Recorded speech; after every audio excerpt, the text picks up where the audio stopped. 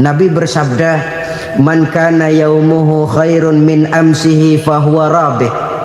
Barang siapa yang hari ini lebih baik daripada hari kemarin, itu orang untung.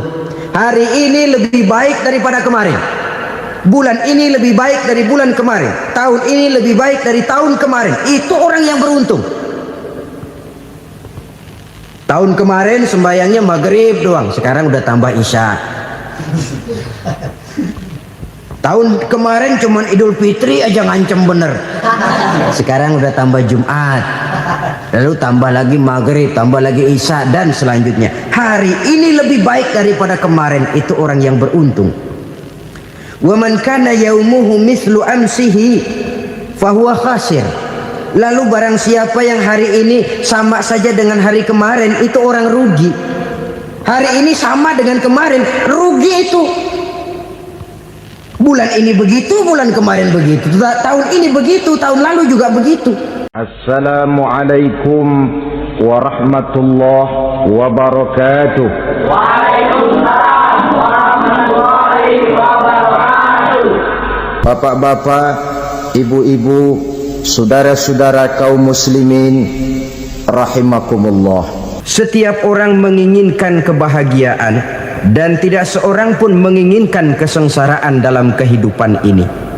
Namun nyatanya tidak setiap orang yang ingin bahagia mengetahui jalan yang harus ditempuhnya untuk sampai kepada kebahagiaan itu. Maka pada kesempatan pertemuan kali ini, saya ingin menyampaikan sebuah hadis dari junjungan kita baginda Nabi besar Muhammad sallallahu alaihi wasallam yang termuat dalam kitab Mukhtarul Ahadits An-Nabawiyah, di mana beliau bersabda, "Arba'un min sa'adatil mar'i." Ada 4 perkara yang merupakan tanda dari orang bahagia. Saya mau tanya, di antara saudara-saudara yang hadir di sini, apa ada yang kepengen jadi orang sengsara? Seluruhnya tentu ingin mendapatkan kebahagiaan.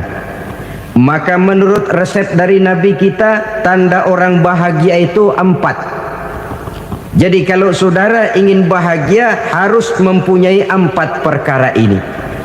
Yang pertama, orang bahagia itu kata Nabi, darun wasi'un. Punya rumah biar bagus asal gede. Enak ngaturnya, daripada sudah punya rumah kecil adanya di pinggir kali, gubuk, kalau hujan bocor, miring lagi, kiamat. Loh, kalau gitu Islam materialis dong. Hadis ini boleh diartikan dengan makna hakiki, arti yang sebenarnya, boleh diartikan dengan makna majazi, arti kiasan. Kalau dia diartikan dengan arti kias, maka yang dimaksud darun wasi'un ay qalbun wasi'un. Rumah yang luas tidak lain daripada hati yang lapang. Karena di situ kunci kebahagiaan yang sebenarnya.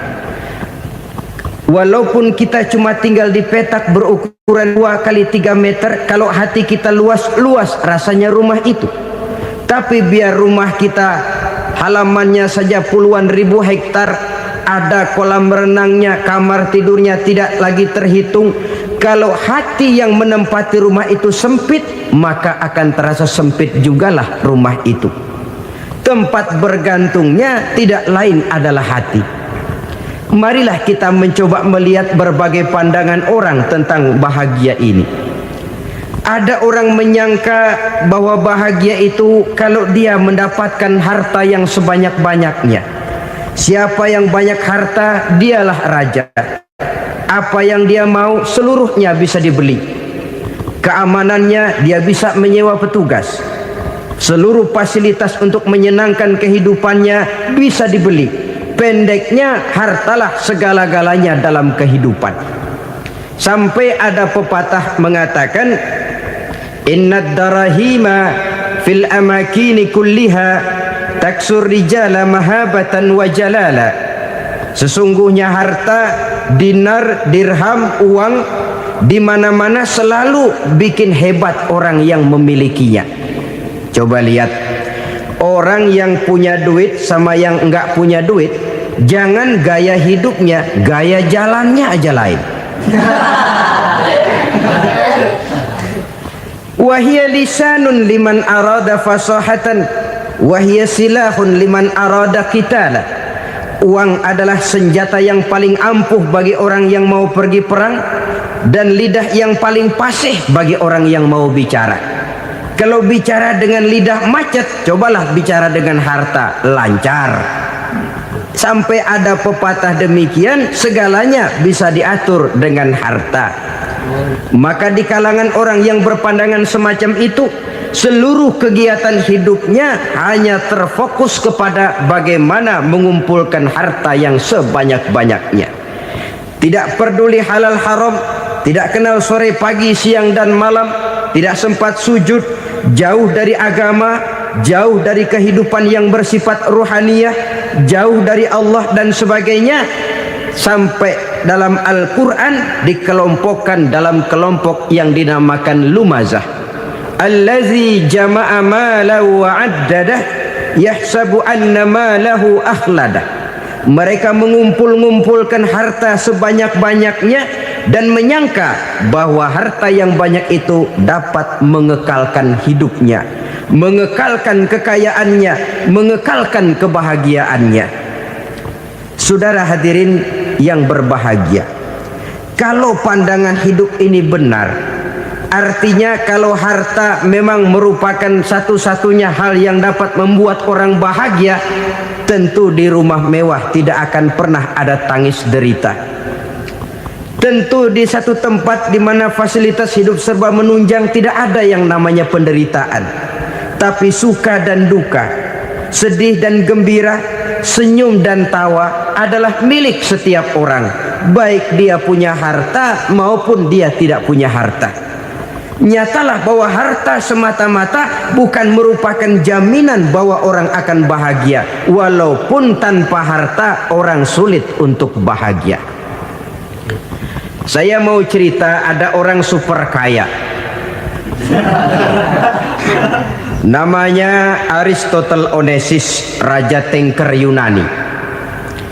Dia punya kapal tanker saja konon sampai 11 banyaknya. Punya perusahaan penerbangan yang disebut Olympic Airlines. Punya hotel di berbagai kota besar di dunia ini, sejak dari New York, London, Paris, Rome dan sebagainya. Bahkan punya pulau yang dia namakan Pulau Scorpio. Ini kan namanya sudah kaya nggak tanggung-tanggung, punya pulau. Nah, dia punya 2 orang anak, yang satu laki-laki namanya Alexander, yang satu perempuan namanya Maria Onesimus. Seluruh harapannya tertumpah kepada anak lakinya Alexander ini, yang akan meneruskan usahanya, meneruskan kekayaannya, meneruskan dinastinya. Apa yang terjadi? Ternyata anak yang dia harapkan yang bernama Alexander ini mati muda dalam kecelakaan pada waktu dia olahraga. Apa olahraganya? Namanya olahraga anak orang kaya, golongan jet set. Olahraganya olahraga pesawat terbang. Jatuh, ya nggak kapungut, habis mati. Tinggal satu anak perempuannya, Maria Onesimus. Tapi anak perempuan ini juga malah urakan. Terakhir dia pacaran, bahkan kemudian kawin sama orang Rusia. Rupanya Aristotle Onesimus ini broken. Kekayaannya yang berlimpah ruah, perusahaannya yang begitu banyak, siapa yang akan meneruskan? Siapa yang akan menggantikan? Sampai kemudian dia mengurung diri di Pulau Scorpio dan mati di sana secara mengenaskan. Seorang multi jutawan, seorang yang super kaya, mati menyendiri di pulau sepi. Ibarat kata pepatah, anak ayam mati di lumbung. Bukan kekurangan makanan, keurugan makanan. Begitu kehidupan Aristotle Onesimus. Dan banyak orang-orang yang sudah demikian kaya sampai dibingungkan oleh kekayaannya sendiri. Telusurilah kehidupan David Rockefeller misalnya, Henry Ford misalnya, Adnan Khashoggi misalnya, multi jutawan yang kadang-kadang dibuat keder oleh kekayaannya sendiri.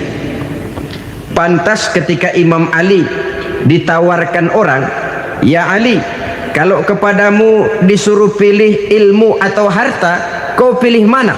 Ya jelas pilih ilmu dong. Kenapa? Pertama, ilmu kalau kita berikan kepada orang lain tambah, tapi harta kalau kita berikan kepada orang lain kurang. Saudara punya uang 10.000, dibagi orang 5.000, jelas uang saudara berkurang. Tapi saudara punya ilmu diberikan kepada orang lain bisa, saudara pun makin mantap. Tidak lantas jadi bodoh karena ngajarin orang. Saudara bisa Fatihah lalu mengajarkan orang Fatihah, orang bisa, saudara pun makin hafal. Tidak lantas setelah diajarin orang ilmunya hilang. Begitu datang dia minta orang, "Tolong ajarin saya Fatihah," udah habis, nggak ada.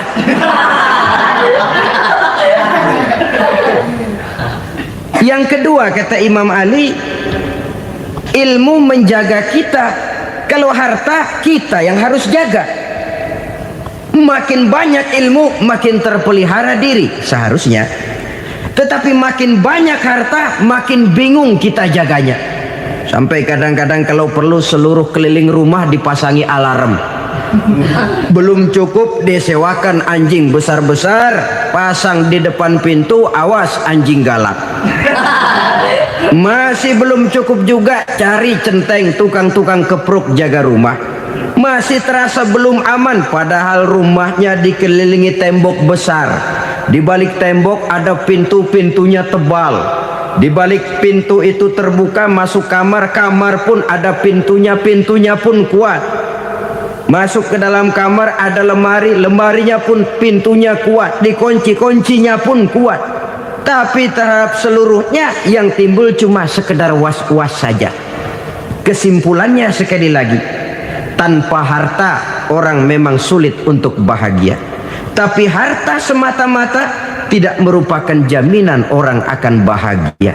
Dengan hati yang luas, itu modal utama untuk mencapai kebahagiaan hidup. Orang yang hatinya luas, saudara-saudara, punya hati yang lapang, melihat kenyataan hidup ini, dia bersyukur senantiasa kepada Allah. Lantas tidak timbul hasud dan iri hatinya. Oleh karena itu jiwanya selalu lapang. Kalau tidak, cupik hati namanya, dangkal pandangan, tidak senang melihat orang lain dapat nikmat, dan itu sering dijadikan contoh. Kalau orang yang lapang dada, dia lihat tetangganya beli TV baru, dia berkata, "Alhamdulillah ya, tetangga kita beli TV, mudah-mudahan kita bisa ikut nonton." Lapang dadanya. Tapi orang yang sempit hati, lihat tetangga beli televisi, meriang. Enggak diapa-apain, meriang. Besoknya dengar tetangga beli motor, makin sakit, ke rumah sakit. Lalu di rumah sakit dengar tetangganya beli mobil, mati. Disiksa oleh perasaannya sendiri. Orang kalau hati sudah sempit dalam hidup, kemanapun dia pergi, sempit rasanya medan kehidupannya. Kemudian kita melihat juga ada orang yang menilai bahwa bahagia itu katanya kalau punya kedudukan yang tinggi, pangkat yang agung, wibawa yang besar. Mungkin betul, tapi mungkin juga tidak. Bergantung kepada hati orang yang punya pangkat itu. Sama dengan harta tadi. Harta akan membawa bahagia kalau dia jatuh ke tangan orang yang berhati lapang. Tapi harta akan jadi bencana kalau jatuh ke tangan hati orang yang sempit. Pangkat akan membawa bahaya kalau jatuh di tangan hati orang yang sempit. Lebih dari itu, kenyataan mengajarkan kepada kita bahwa ternyata pangkat dan jabatan tidak selamanya memberikan kebahagiaan dalam kehidupan. Bahkan resikonya kelewat besar. Beberapa bukti kita bisa ambil dari para pemimpin dunia yang menjadi korban lantaran pangkat dan jabatan yang disandangnya. Saudara ingat Presiden Abraham Lincoln dan John Kennedy dari Amerika? Dibunuh orang. Park Chung-hee dari Korea Selatan, Ziaur Rahman dari Bangladesh, Anwar Sadat dari Mesir, terakhir Indira Gandhi dari India, menjadi korban dari pangkat dan jabatan yang disandangnya dari orang-orang yang tidak senang dia memegang jabatan itu. Dia akan mudah mengundang bencana, sehingga pantas kalau seorang presiden terkemuka Amerika, Harry Truman namanya, dia mengatakan jabatan presiden itu, kata dia, seperti orang nunggang macan, naik macan, harus kita taiki, kalau enggak dia bakal nerekam kita, ngeri katanya. Adapun orang yang hatinya lapang, kalau dia menerima pangkat dan jabatan, dianggapnya itu satu kesempatan untuk berbuat baik. Tapi orang yang berhati sempit, menerima pangkat dan jabatan, bukan kadang-kadang menerima, malah berusaha setengah mati mencapai dengan segala cara. Kalau perlu jilat atas, jilat atas. Jadi golongan sumuhun dawu. Jadi kelompok kulon nuwun, yes sir, yang kerjanya cuma oke bos. Kalau perlu jilat atas, jilat atas. Kalau perlu injak yang bawah, injak yang bawah.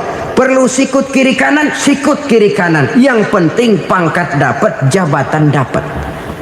Orang yang semacam ini, kalau sudah mempunyai pangkat dan jabatan, biasanya dia tidak menganggap itu sebagai amanah, tidak menganggap sebagai kesempatan berbuat baik, tapi malah kesempatan untuk memperturutkan hawa nafsunya yang dilatar belakangi oleh kesempitan hatinya tadi. Apalagi kalau orang memperoleh pangkat karena banyak mengeluarkan uang, seakan-akan pangkat dan jabatan itu sekarang macam proyek, pakai tender. Siapa yang berani bayar segini naik, nggak berani minggir. Padahal logikanya, kalau orang mencapai satu jabatan karena banyak mengeluarkan uang, hampir bisa dipastikan bahwa setelah jabatan itu dia pegang, langkah pertama yang akan dilakukannya ialah berusaha bagaimana uang yang dia keluarkan supaya kembali. Ya paling kurang pulang modal dulu dong. Soal mikirin rakyat soal nanti, tapi ini modal harus pulang. Itu celakanya kalau orang memperoleh pangkat dan jabatan cuma karena banyak mengeluarkan uang. Jarang orang yang mempunyai keyakinan dan pandangan bahwa pangkat dan jabatan merupakan amanah. Jadi sekali lagi, pangkat dan jabatan mungkin saja membawa kebahagiaan kalau jatuh ke tangan orang yang berhati lapang. Tapi bisa jadi bencana kalau dia jatuh ke tangan orang yang mempunyai hati yang sempit. Dan lagi-lagi stresnya hati yang lapang.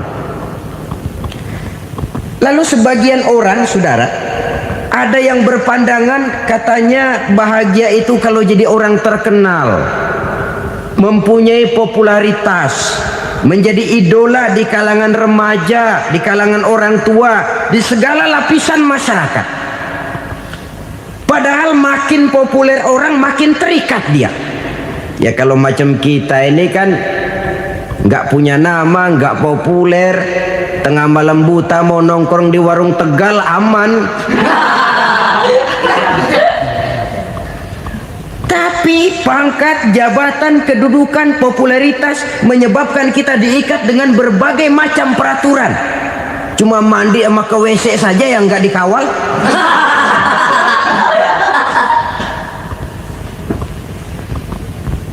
Benarkah popularitas, ketenaran membawa kebahagiaan? Mungkin ya, tapi mungkin juga tidak. Kenapa? Banyak orang-orang populer yang mengakhiri hidupnya secara tragis. Kita ambil beberapa nama. Di Amerika tahun 60-an ada bintang seksi paling terkenal yang dijuluki seks bom. Bom seks. Sampai sekarang jadi legenda, namanya Marilyn Monroe. Singkatan dobelnya itu inisialnya MM, Marilyn Monroe. Terkenal, top Sampai dia mati tahun 62, namanya sekarang masih saja dibicarakan orang. Kenapa dia bunuh diri? Tidak punya hartakah dia? Banyak. Kurang populerkah dia? Seluruh dunia mengenalnya. Sejak rakyat kecil sampai pejabat tinggi dia punya hubungan. Kenapa? Jenuh. Dia terlahir dalam keadaan yatim. Setelah itu tidak lama dia berangkat remaja, ibunya meninggal. Pindah dari wanita asuh ke wanita asuh sampai 12 orang ibu angkatnya. Dan kekecewaan yang paling parah, setiap laki-laki yang dekat dengannya hanya seperti kapal berlabuh. Datang dan pergi silih berganti. Padahal dia merindukan seseorang yang bisa melindungi hidupnya. Dia rindukan itu dan dia tidak pernah menemukan. Itu yang akhirnya menyebabkan dia minum pil tidur kelewat dosis, minum obat tidur kebanyakan, ya tidur terus sampai sekarang.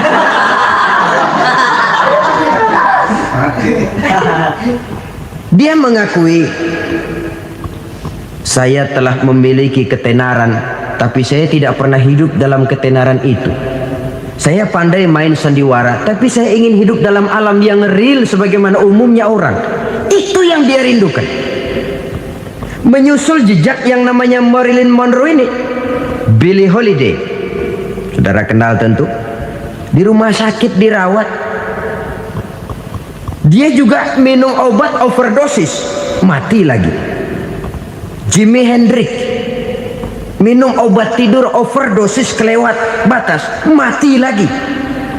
Lalu yang menghanyutkan diri di danau, Janis Joplin dan Brian Jones.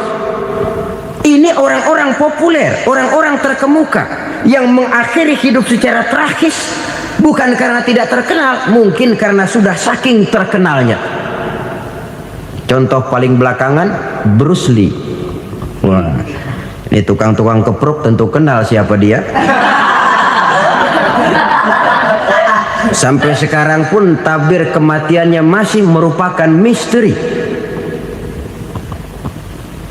Dan yang masih hidup juga menunjukkan gejala yang aneh. Michael Jackson, rumahnya di Beverly Hills itu dijaga sedemikian rupa, dan dia selalu curiga kepada setiap makanan harus steril, bersih dari segala macam kimia.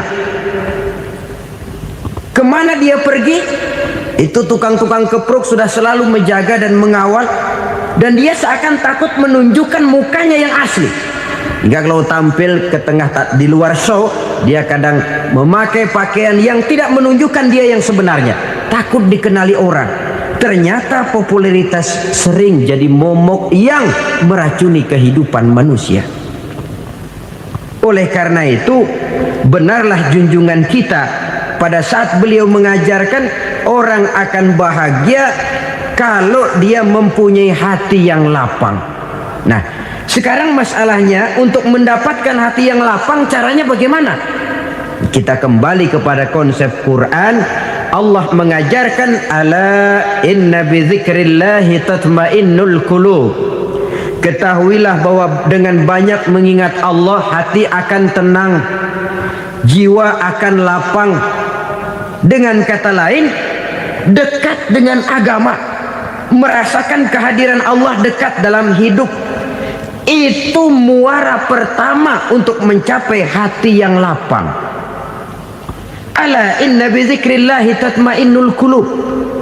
Jangan macam orang sekarang ingin mendapatkan ketenangan lalu tapak di puncak gunung, di gua-gua, di tempat sepi. Iyalah kalau nggak ada ular. Kalau tergigit ular berbisa, ketenangan belum, mati jelas itu. Islam positif untuk mendapatkan ketenangan. Ala inna bi dzikrillahi tatmainnul qulubi. Bahwa ketahuilah bahwa dengan banyak mengingat Allah, hati akan tenang, jiwa akan lapang, nuansa pikiran akan luas. Karena yang namanya bahagia ada dimanapun manusia berada. Di kampung ada bahagia, di kota ada bahagia. Di ngarai, di lembah, di gunung, di hutan, di lautan, di angkasa luar, dimanapun bahagia itu ada kalau kita bermodalkan hati yang lapang ini. Dan hati akan lapang kalau kita dekat dengan agama. Dekat dengan harta buat sementara hati mungkin tenang, tapi ketenangan yang relatif dan temporer. Apalagi orang tiap kali tambah harta, tiap kali tambah rencana, itu wajar. Mungkin sebelumnya saudara berpikir, kalau punya duit 5.000 enak nih. Begitu punya duit 5.000, aduh sayang kalau 10.000 aja. Tiap kali tambah harta, tiap kali lain rencana. Makin banyak rencana, makin menjauhkan kita dari yang namanya ketenangan. Padahal ketenangan merupakan unsur utama untuk mencapai bahagia. Dan ketenangan itu bermuara dalam hati manusia. Tengoklah kehidupan ini. Orang yang banyak harta dengan orang miskin, berbedakah rasa sakit yang mereka tanggungkan? Rasanya tidak. Walaupun si kaya tidur di kasur empuk berselimutkan sutra mahal, sementara si miskin meringkuk di balai bambu yang keras dan kasar. Apabila maut datang, dia juga tidak pernah pilih bulu. Maut datang menjemput si kaya di singgasana keemasannya, dikelilingi oleh para pengasuh, dayang dan idang serta para pengawal.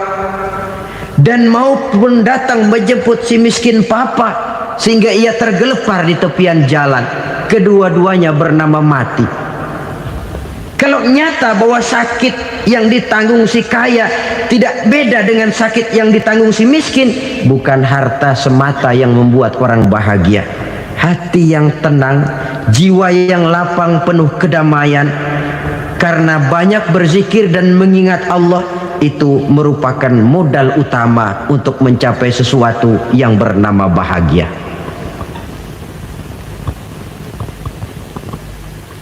Saudara hadirin yang saya hormati, inilah yang pertama dari 4 ciri yang digambarkan oleh Nabi tentang tanda-tanda orang bahagia. Dan harus berangkat dari yang pertama ini, hati yang lapang. Ini yang harus kita miliki lebih dahulu, baru nanti akan menyusul kepada poin yang ketiga, kedua dan selanjutnya. Sebab kalau hati sudah terisi dengan jiwa yang lapang, seluruh persoalan insya Allah akan bisa kita atasi dengan sebagaimana mestinya. Yang kedua sekarang, tanda orang bahagia menurut baginda Nabi, markabun syariah.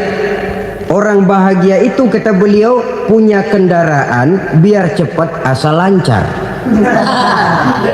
Artinya kemana dia mau pergi mudah.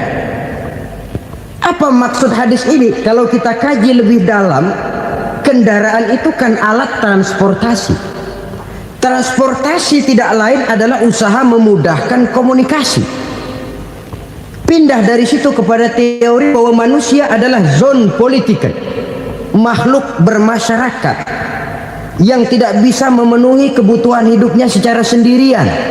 Kita memerlukan keberadaan orang lain dalam kehidupan ini. Untuk memakai baju saja kita sudah perlukan petani yang tanam kapas, pabrik yang memintal kapas jadi benang, pabrik yang menenun benang jadi kain, sampai kepada mesin jahit, sampai kepada tukang jahit. Itu cuma untuk memakai pakaian saja. Tidak seorang pun di antara kita yang sanggup memenuhi kebutuhan hidupnya secara sendiri. Kita perlu orang lain. Maka kebebasan dalam arti mutlak, kebebasan tanpa batas, itu tidak mungkin ada dalam kehidupan. Karena kita mengadakan yang disebut interaksi sosial. Setiap kegiatan kita tentu melibatkan orang lain. Menurut kita barangkali kita bebas jalan di jalan raya semaunya, tapi orang lain berkendaraan pun merasa bahwa ini ada juga jalan haknya, dan begitu selanjutnya. Oleh karena itu, maksud dari kendaraan yang cepat ini adalah khulatuhu ma'as solihin. Lingkungan pergaulannya terdiri dari orang-orang soleh. Pergaulannya luas. Kemana dia pergi ada temannya. Kesulitannya ada tempat dia cerita. Dan kesulitan kalau sudah diceritakan kepada orang lain, taruh kata orang itu tidak bisa menolong, namun menceritakannya kepada orang yang kita percayai, kan paling kurang sudah mengurangi beban jiwa, mengurangi tanggungan batin, merasa masih ada tempat kita cerita. Maka lebih baik orang awam yang mau bergaul ketimbang orang setengah alim tapi ngunci pintu. Sebab nantinya akan timbul sikap picik, cupik pandangan, dan tidak luas menghadapi kenyataan dalam kehidupan ini. Namun yang harus kita garis bawahi, pergaulan memang mesti luas. Namun jangan sekali-kali lupa bahwa pergaulan sangat besar pengaruhnya dalam ikut membentuk kepribadian manusia. Sehari-hari bisa kita bilang, kalau kita dekat sama tukang minyak wangi, sekalipun nggak dibagi minyaknya, baunya tentu dapat. Betul? Tapi dekat sama tukang elas, walaupun nggak kena apinya, asapnya mesti kena. Kalau Syauqi mengatakan lebih jelas lagi, man asyaral asrafa asa musyarrafan wa muasyiral anzali ghairu musyarrafin. Awalam taral jildal hakira muqabbalan bisagri lamma sara jildal mushaf. Siapa yang bergaul dengan orang mulia, dia bakal ikut menjadi mulia. Tapi siapa yang berteman dengan orang hina, dia tidak bakal ikut menjadi mulia. Tidakkah kau lihat, kata Syauqi, kulit kambing yang hina pun dicium orang ketika menjadi kantong Quran. Kulit kambing hina, kalau dia sendirian gak ada yang mau cium. Tapi begitu dia bergaul dengan Quran, menjadi kantong Quran, dipakein minyak wangi, ditaruh di tempat yang tinggi, mau diambil dicium dulu, dibawa dengan penuh hormat dan hati-hati. Kulit kambing yang hina lantaran berteman dengan Quran, numpang mujur. Tapi coba lihat kalau kulit kambing berteman dengan kayu, jadi beduk, habis. Zohor dikemplang, asar dipukul. Itu pun sedikit saja, cuma salah milih teman.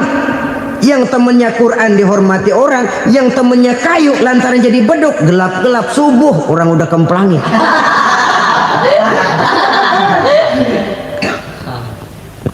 Maka terutama kepada adik-adik remaja yang masih mencari identitas diri, yang ibarat kaset masih kaset kosong, mudah diisi oleh apapun, pandai-pandailah memilih teman dalam bergaul. Karena banyak orang yang tadinya baik-baik, ketika terseret dalam pergaulan dengan orang yang tidak baik, kebaikannya menjadi lentur dan luntur. Tapi berapa banyak bajingan-bajingan tengik, orang-orang yang berlumur noda dan dosa, tiap hari melakukan maksiat, namun bergaul dengan orang yang baik-baik, pada akhirnya sedikit demi sedikit beringsut dan berangsur dia terbiasa mengikuti kebaikan-kebaikan. Saya tekankan ini kepada remaja karena mereka masih mencari identitas diri. Apa yang mereka lihat mereka mau, apa yang mereka dengar mereka ingin tahu. Coba lihat kehidupan remaja. Pulang nonton film Rambo, pengen jadi Rambo, gagah, maunya belekai melulu. Pulang nonton film Superman, pengen bisa terbang. Pulang nonton India, nyanyi melulu. Wajar, mereka masih mencari identitas diri. Saya ini sebenarnya siapa? Lingkungan, pergaulan akan membentuk itu. Karena itu pandai-pandailah bergaul, karena ia sangat besar pengaruhnya dalam ikut membentuk kepribadian manusia. Apalagi sifat yang jelek lebih cepat menularnya ketimbang sifat yang baik. Sifat yang baik, watak yang soleh itu lambat sekali untuk menular. Tapi yang tidak baik, kan prosesnya mah kalau remaja biasanya mula-mula dengar. Karena dengar lalu pengen tahu. Karena pengen tahu lalu ngeliatin. Begitu ngeliatin kan pengen nyobain. Setelah nyobain ketagihan. Nah, ini prosesnya. Yang namanya ganja, morfin, narkotik, awalnya kan begitu. Mula-mula dengar katanya kalau sudah fly to the sky, sudah melayang ke langit katanya, disitulah puncak kebahagiaan. Mulanya cuma dengar, karena dengar pengen tahu, karena pengen tahu lalu ngeliat, kumpul sama orang yang suka ngeganja. Setelah ngeliat, nah pengen ngerasain. Begitu ngerasain enak juga, ketagihan. Kalau sudah ketagihan jadi penyakit kronis, bisa merembet kepada yang lain. Iya, kalau orang tuanya mampu untuk beli morfin, beli ganja. Kalau tidak kan pikirannya ngayap, jemuran siapa ya gue sahabat. Timbullah perbuatan-perbuatan negatif yang bermula dari salah pergaulan. Apalagi buat adik-adik remaja yang tinggal di kota-kota besar, yang pengaruh budaya, pengaruh kesenian, pengaruh struktur kehidupan yang nampak makin individualistis, di mana persaingan tajam, tensi ekonomi tinggi, orang mudah mengalami stres. Pandai-pandailah dalam bergaul, sekali lagi, karena ia sangat besar pengaruhnya dalam ikut membentuk kepribadian manusia. Orang bahagia punya kendaraan yang cepat, artinya punya pergaulan yang luas, dan lingkungan pergaulannya terdiri dari orang-orang yang soleh. Kemana dia pergi ada teman, kesulitannya ada tempat dia cerita. Tapi kalau sudah menyendiri, hidup sendiri, kesulitan dipikiri sendiri, bisa mati belum waktunya. Tidak ada tempat berbagi rasa, tidak ada tempat bercerita, tidak ada tempat mengurangi beban dalam kehidupan. Pantas betul kalau Islam sangat menggalakkan dan menganjurkan orang kalau sudah sampai waktunya itu untuk melangsungkan nikah. Kata Nabi, ya ma'syaras syabab man istata'a minkumul ba'at falyatazawwaj. Hai para pemuda, kalau sudah mampu memberi nafkah, kawinlah, nikahlah kamu. Kenapa? Sudah ada teman hidup, tempat berbagi rasa. Kesulitan kalau ada tempat cerita akan lebih ringan ketimbang kita telan sendiri, walaupun bobot kesulitannya sama beratnya. Saudara-saudara kaum muslimin rahimakumullah, inilah ciri yang kedua, punya kendaraan biar cepat asal lancar. Kemana kita mau pergi gampang. Dengan kata lain, setelah hati yang luas, pergaulan yang luas. Dua. Yang ketiga sekarang, tanda orang bahagia itu menurut Nabi, misbahun mudhi'un, punya lampu yang terang. Oh, itu enggak problem. Sekarang sudah zamannya listrik masuk desa, Pak. Lampu sudah terang semua. Betul, kalau itu yang dimaksud. Tapi tidak cuma itu. Karena lampu yang dimaksud di sini, lampu yang akan menerangi seluruh perjalanan hidup. Dan perjalanan hidup itu sudah dimulai sejak kita terlahir ke alam ini, sampai masuk ke alam barzah, kumpul di padang mahsyar, sampai ke akhirat. Lampu yang menerangi itu yang diperlukan. Kalau lampu, katakanlah yang paling top sekarang kan lampu jenis Mercury. Taruhlah itu di rumah kita, dia cuma menerangi rumah kita, menerangi hati pun tidak sanggup. Bila kita masuk ke alam barzah, alam kubur, sanggupkah si Mercury yang begitu terang menerangi alam barzah kita? Tidak sanggup lagi. Sanggupkah lampu yang ratusan watt, bahkan puluhan ribu watt menerangi kehidupan di padang mahsyar? Tidak akan sanggup lagi. Kalau demikian, yang dimaksud lampu yang terang di sini apa? Tidak lain amal soleh, kebajikan yang kita lakukan dalam hidup. Itu yang akan jadi lampu penerang. Di dunia nama kita akan terang, jasad kita boleh hancur terkubur tanah, tapi nama kita akan dikenang orang. Begitulah kalau orang meninggalkan kebajikan dalam hidup seperti sekarang. Ribuan orang tiap saat berziarah ke kubur Imam Syafi'i, ke kubur Imam Malik, ke kubur Imam Ghazali, ke kubur orang yang baik-baik, orang yang soleh-soleh. Kebajikannya yang ditinggalkan, yang mengukir namanya dengan tinta emas.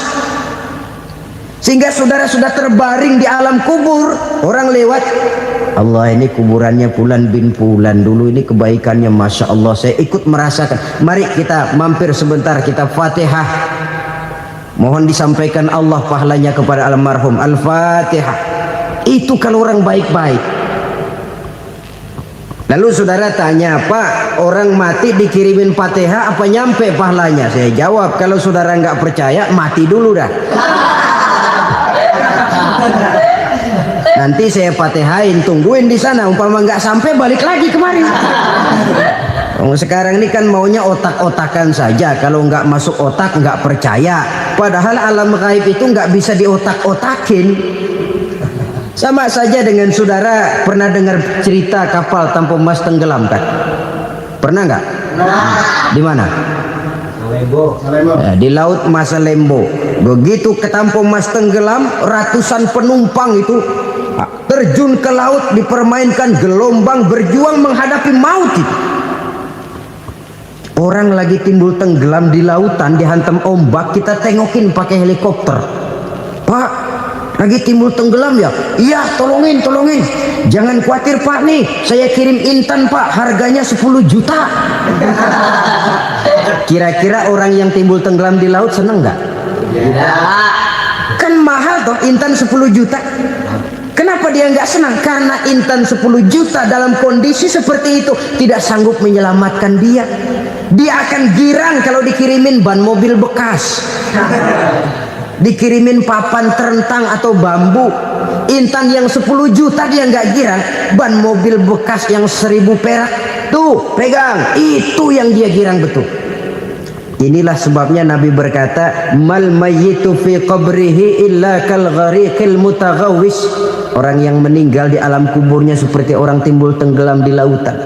Yantaziru da'watan min ahli, menunggu doa dari keluarganya yang masih hidup. Duh, bapak saya sudah meninggal, saya sayang benar sama dia. Kirimin kulkas ke kuburannya Itu sama saja dengan tadi orang tenggelam di lautan dikirimi intan yang harganya 10 juta, tidak sampai. Begitulah kalau kebajikan yang kita tinggalkan dalam hidup, sudah mati pun kubur kita masih diziarahi orang. Tapi kalau jahat yang kita tinggalkan, boro-boro lah orang mau doa lewat dekat kuburan kita juga serem. Tuh bajingan no, dulu mati dipendem di situ tuh. Jangan lewat situ, ntar kesurupan, jangan. Lewat saja orang ngeri. Konon lagi membacakan Fatihah dan mengirimkan doa. Hidup pada hakikatnya adalah kesempatan untuk berbuat baik. Maka sekali kesempatan itu diberikan, manfaatkan dengan sebaiknya. Sebab kesempatan kedua tidak akan pernah ada. Kesempatan berbuat baik di sini, di akhirat sudah pembalasan namanya. Sekali kesempatan itu dicabut, dia tidak akan pernah dikembalikan lagi. Kata Iqbal, hidup tidak mundur ke belakang, Bung. Berhenti diinjak orang, mundur hancur. Tidak ada kata mundur dalam hidup ini. Berhenti diinjak orang, mundur kecebur. Tidak ada kata lain, harus maju dalam kehidupan dalam artian yang positif. Hidup adalah kesempatan untuk mengumpulkan kebajikan yang sebanyak-banyaknya. Di situ nilai daripada manusia. Sekarang ini memang nggak kelihatan kok, orang yang banyak pahala sama yang banyak dosa nggak kelihatan kok. Barangkali kalau habis bikin dosa palanya pada benjol, mungkin orang takut sama dosa. Tapi sekarang sama saja, orang yang banyak dosa dengan yang nggak banyak dosa jalan bareng dari belakang, sama, nggak kelihatan beda. Tapi ada waktunya di mana pahala memegang peranan, di mana dosa diperlihatkan. Sama saja kalau kita bawa mobil siang, lampu kan nggak begitu berfungsi. Apa lalu bilang, alah ini lampu berat-beratin, copot-copotin aja dah. Tidak perlu begitu. Kenapa? Pada satu saat malam senja akan datang. Bila matahari terbenam, senja pun datang, gelap mulai merayap, disitulah baru terasa perlunya lampu. Pahala begitu. Sekarang orang yang nggak ada pahalanya nggak kelihatan dalam kehidupan. Tapi pada satu saat senja kehidupan akan datang. Ajal merenggut nyawa, malam merayap, dan hidup mulai diliputi kegelapan di alam barzah. Dikala itu kalau nggak punya lampu, alangkah malangnya kita. Sebab amal yang baik, kata Nabi, di alam barzah itu akan diciptakan menjadi perempuan yang cantik menemani kita. Amal yang jahat akan menjadi orang yang paling jelek nemenin kita. Udah di tempat gelap yang nemenin jelek.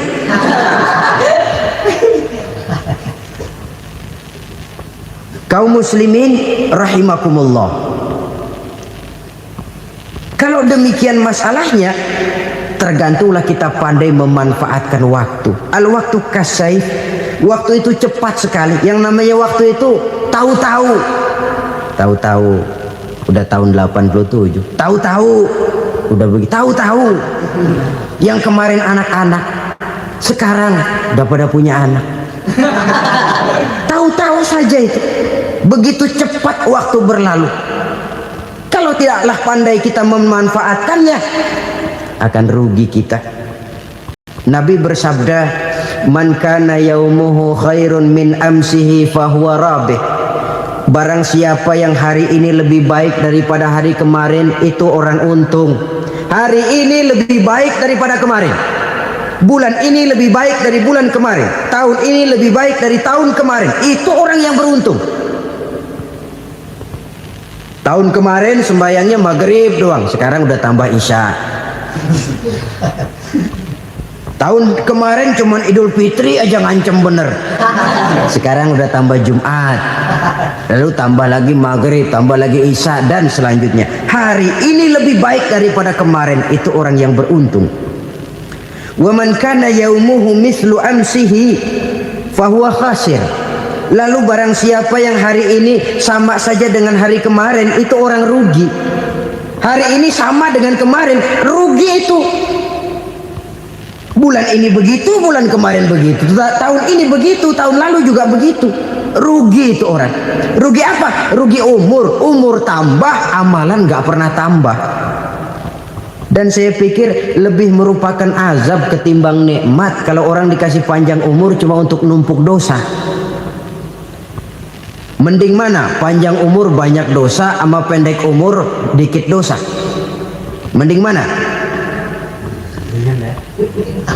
Mending mana? Ya, paling mending tentu panjang umur banyak pahala. Tapi kalau tidak, sekali lagi, lebih merupakan azab ketimbang nikmat kalau orang diberikan panjang umur tapi cuma untuk sekedar menumpuk dosa. Kehilangan kesadaran bahwa dunia bukan terminal akhir dari satu perjalanan. Dia cuma halte di mana kita berhenti sebentar untuk menuju kepada terminal yang hakiki. Saudara-saudara kaum muslimin rahimakumullah. Inilah lampu yang akan menerangi kehidupan. Amal yang kita lakukan di dalam kehidupan. Jadi yang dimaksud dengan lampu yang terang, kebajikan yang kita kerjakan dalam hidup. Nah, setiap orang di awal tadi saya bilang ingin bahagia. Bahagia itu kan hakikatnya kumpulan senang dan selamat. Senang, selamat. Apa bedanya? Senang tapi tidak selamat, nggak bahagia. Selamat tapi nggak senang, nggak bahagia orang. Contoh, kalau orang korupsi, duitnya banyak, senang dia, tapi keselamatannya. Ada tentara baris di samping rumahnya udah bingung, padahal tentara latihan. Tentara cuma latihan, dia bingung. Senang, tapi karena keselamatannya tidak terjamin, dia tidak bahagia. Sebaliknya pegawai negeri jujur benar, cuma segaji-gajinya, selamat nggak korupsi, tapi melarat, ya nggak bahagia juga, kurang senang. Kesenangan dan keselamatan untuk dunia saja, ya sekali lagi, kalau cuma sekedar untuk dunia saja, bisa dibeli pakai uang. Bisa dibeli pakai uang. Saudara ingin selamat, bisa dibeli pakai uang. Saudara ingin senang, bisa dibeli dengan uang. Tapi setelah mati, masuk ke alam barzah, habis kekuasaan uang. Nggak bisa lagi beli keselamatan pakai uang. Tidak mungkin lagi membeli kesenangan dengan uang. Di situ pahala yang megang peranan. Makin banyak pahala, makin banyak saham untuk membeli kesenangan dan keselamatan, untuk memperoleh yang namanya bahagia. Dan jangan lupa loh, di alam barzah kita nggak sebentar, menunggu datangnya kiamat. Loh iya, kalau kita begitu dikuburin terus kiamat datang, untung. Tapi kalau masih harus 1000, 2000, puluhan ribu tahun yang akan datang, dalam satu penantian yang begitu lama, tanpa saham untuk memperoleh kebahagiaan, satu kemalangan yang tidak ada pernah putus-putusnya. Janganlah tergelincir oleh kebahagiaan sebentar yang menipu dengan mengorbankan kebahagiaan hakiki yang berjangka panjang. Apa artinya senyum sejenak kalau harus ditebus dengan tangis seumur hidup?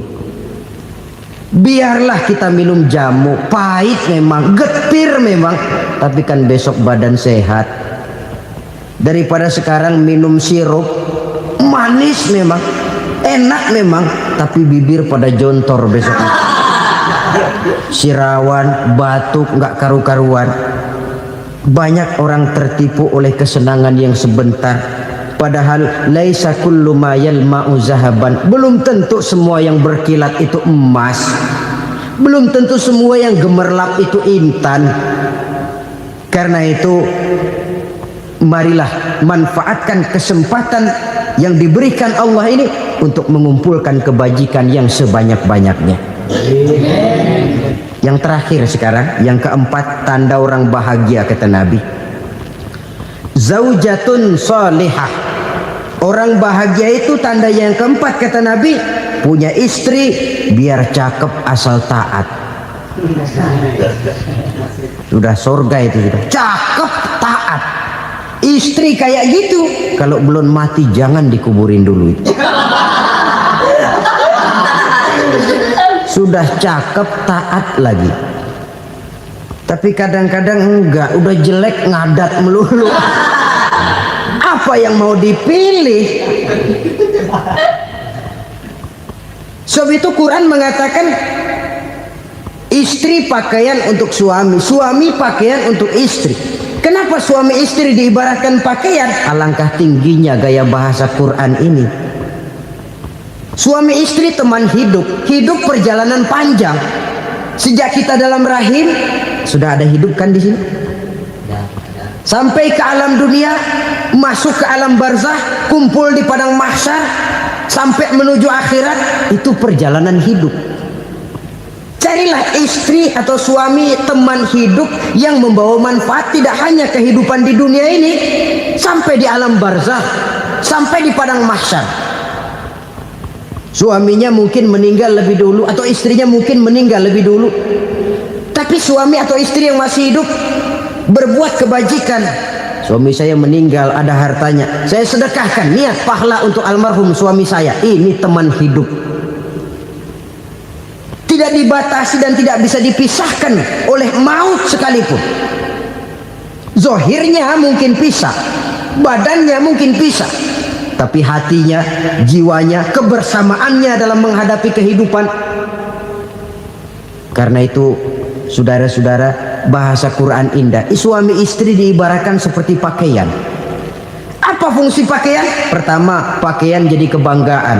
Artinya suami harus menjadi kebanggaan istri, istri harus jadi kebanggaan suami. Yang kedua, pakaian itu kan fungsinya menutup aurat. Artinya sesama suami istri harus saling menjaga kekurangan masing-masing. Jangan malah sesama suami istri saling membongkar rahasia dan aibnya sendiri-sendiri. Istrinya diceritain jeleknya di mana-mana, atau suaminya dibongkar rahasianya di pasar umum. Itu sudah tidak lagi berfungsi sebagai pakaian. Kenapa semua ini diperlukan? Karena kita menyadari bangsa yang baik terdiri dari masyarakat yang baik. Masyarakat yang baik merupakan susunan dari warga yang baik. Warga yang baik adalah terdiri dari rumah tangga yang baik. Dan rumah tangga yang baik merupakan susunan dari pribadi yang baik. Dari situ langkah dimulai. Membangun satu bangsa yang baik diawali dengan membangun rumah tangga yang baik, dengan menciptakan pribadi-pribadi yang baik. Sehingga dari sini diharapkan berkembanglah nilai-nilai kebaikan. Orang akan bahagia mempunyai istri yang soleh. Kenapa? Tidak ada seorang suami bisa sukses jadi apapun dia, apapun profesinya, dokterkah, kiaikah, mubalikkah, petanikah, pengusahakah, pejabat tinggikah, tidak ada seorang suami yang bisa sukses tanpa peran serta istrinya. Walaupun memang peranan itu tidak begitu kelihatan, tapi sangat menentukan. Karena itu, saudara hadirin yang saya hormati, Islam sangat menghargai kaum wanita, memberikan kedudukan yang tinggi sepanjang tidak mematikan kodrat kewanitaannya. Nah, kalau sudah kesuksesan ini diawali dari rumah tangga, karier di masyarakat mudah untuk dikejar. Tapi keberantakan di rumah tangga merupakan kegagalan pertama di tempat lain. Selalu berusaha menyimpan sesuatu yang bisa membawa manfaat, baik untuk dirinya, untuk anak cucunya, maupun untuk keluarganya, untuk masa kini dan masa depannya. Kadang simpanan itu berbentuk uang, kadang berupa tanah, lain saat berbentuk pabrik, dan lain sebagainya. Sementara masa depan yang paling pasti adalah akhirat. Jika untuk masa depan dunia kita rela memeras keringat, membanting tulang, pergi pagi dan pulang petang, menyimpan uang, menyimpan tanah, menyimpan pabrik, pernahkah kita merenung jika satu saat kiamat datang, kita dibangkitkan dari kubur masing-masing, berdiri di padang mahsyar untuk mempertanggungjawabkan seluruh kegiatan hidup kita di dunia ini. Lalu kita akan menuju ke alam akhirat. Sudahkah kita mempunyai simpanan untuk akhirat kita? Pada pertemuan kali ini saya ingin menyampaikan sebuah hadis di mana Rasulullah sallallahu alaihi wasallam bersabda, "Arba'un min kanzil jannah." Simpanan sorga ada 4 macam. Yang pertama, ikhfa'us sadaqah, menyembunyikan sedekah. Saudara-saudara kaum muslimin, sebagaimana yang kita maklum bahwa Allah Subhanahu wa taala melebihkan sebagian rezeki dari kita terhadap yang lain. Ada yang kaya, ada yang setengah kaya, ada yang miskin, ada yang setengah miskin, dan selanjutnya. Ada yang gajinya kecil tapi penghasilannya gede.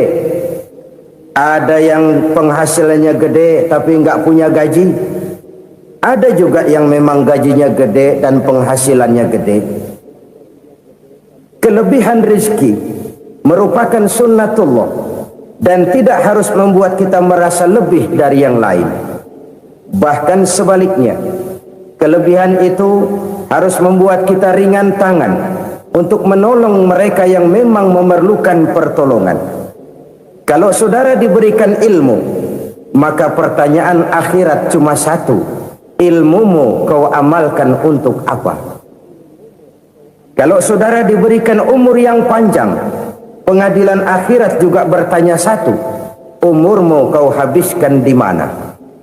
Tapi kalau saudara diberikan harta, pengadilan akhirat akan bertanya dua: hartamu kau dapat dari mana? Kau belanjakan kemana? Dari mananya ditanya, dan kemananya juga ditanya. Oleh karena kita akan dimintakan pertanggungan jawab, maka amanah yang bernama harta ini harus kita gunakan dengan sebaik-baiknya. Ada penggunaan yang merupakan kewajiban, itu zakat namanya. Ada penggunaan yang sewaktu-waktu, itu infak namanya. Ada yang lebih sewaktu-waktu lagi, dan itu sedekah namanya. Zakat dia terikat oleh haul dan nisab, oleh putaran batas waktu dan ukuran dari harta itu sendiri. Sedangkan infak terikat oleh situasi dan kondisi perekonomian seseorang. Sedangkan sedekah tidak terikat dengan apapun. Dalam kondisi seperti apapun kita bisa melakukan sedekah dengan yang terkecil sekalipun. Sampai-sampai Rasulullah sallallahu alaihi wasallam mengajarkan, la tahqiranna minal ma'rufi syai'an walau an talqa akhaka biwajhin talik. Atau ada hadis, tabassumuka fi wajhi akhika laka shadaqah. Senyumanmu kepada temanmu adalah sedekah. Jadi untuk melakukan sedekah tidak harus dalam berbentuk uang. Dengan ilmu kita bisa sedekah, dengan tenaga kita bisa bersedekah, dengan pikiran kita bisa bersedekah, bahkan senyum kepada teman itu pun sedekah. Jadi kalau sedekah dengan uang memang belum punya uang, nyengir aja banyakin. Itu asal pada tempatnya, jangan lalu ketemu tiang listrik cengengesan. Tentu tidak pada tempatnya dan tidak wajar. Nah, sedekah yang paling dicintai Allah adalah sedekah yang disembunyikan. Artinya jauh dari sifat riya. Kan kadang-kadang ada orang sedekah itu disebutkan namanya, apa tidak bagus?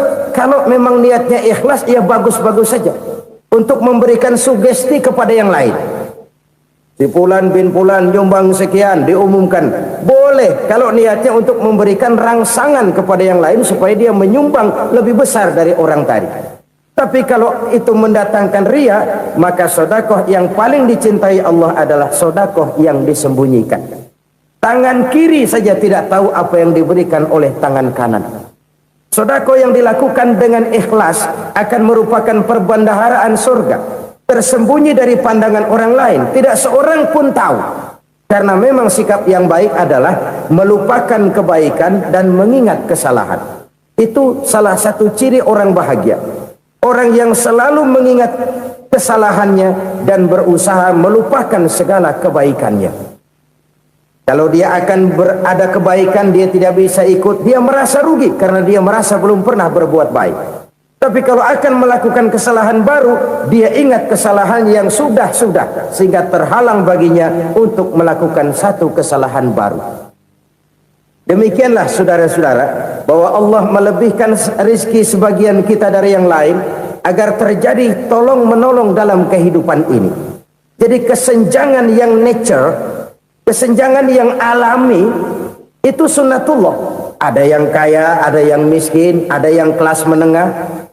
Nah, kenapa lalu sekarang kita berusaha mengentaskan kemiskinan? Oleh karena adanya kesenjangan struktural.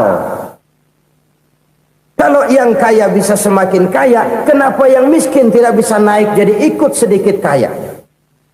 Sebab pada dasarnya Islam adalah agama yang sejak turunnya sudah berupaya memerangi kemiskinan. Bahkan dikatakan kemiskinan itu mendekatkan kepada kekufuran. Orang kalau miskin udah dekat banget sama kafir. Gampang menjadi kafir.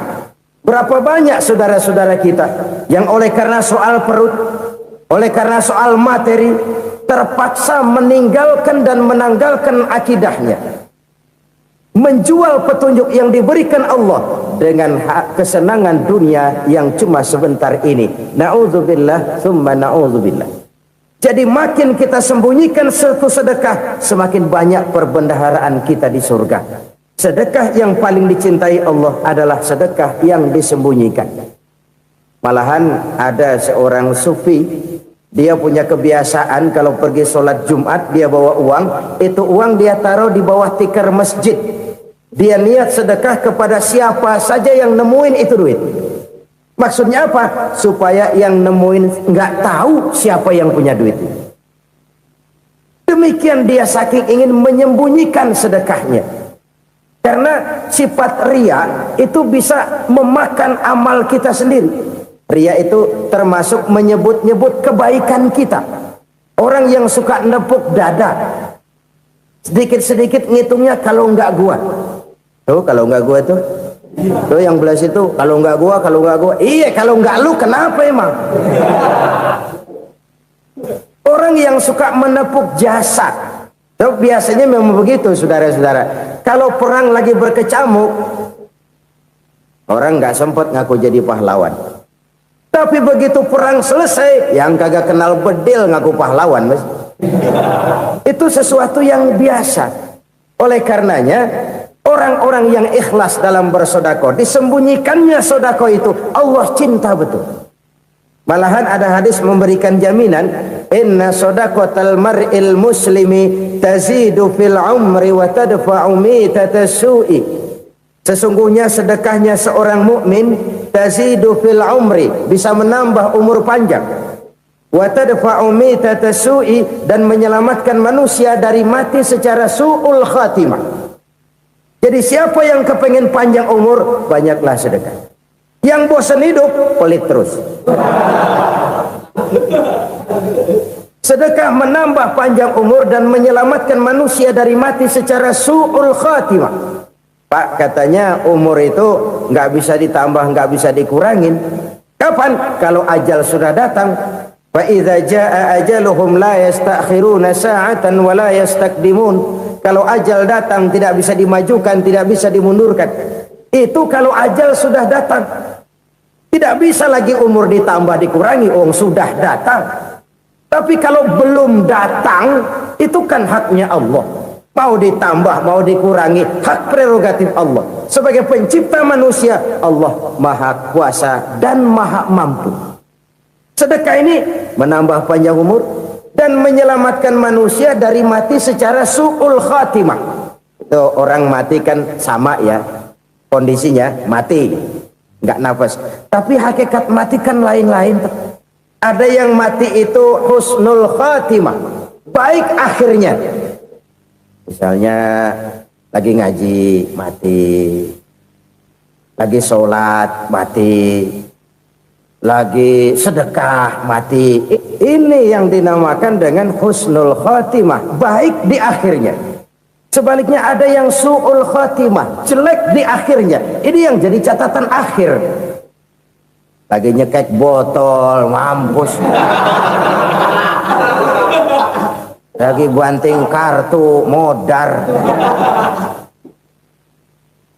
Su'ul khatimah, jelek pada akhirnya. Sedekah menyelamatkan manusia dari mati secara su'ul khatimah. Dan kita semua kepengen mendapat husnul khatimah, jauh dari su'ul khatimah.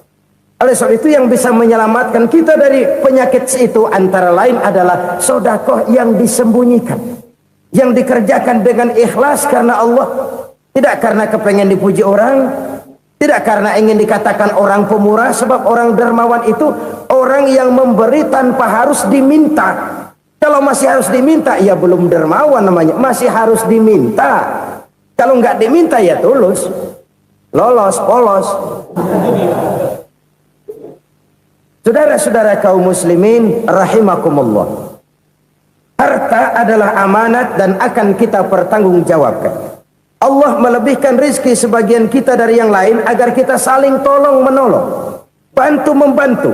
Nabi janjikan, siapa yang meringankan beban saudaranya muslim di dunia, Allah akan meringankan bebannya di akhirat nanti.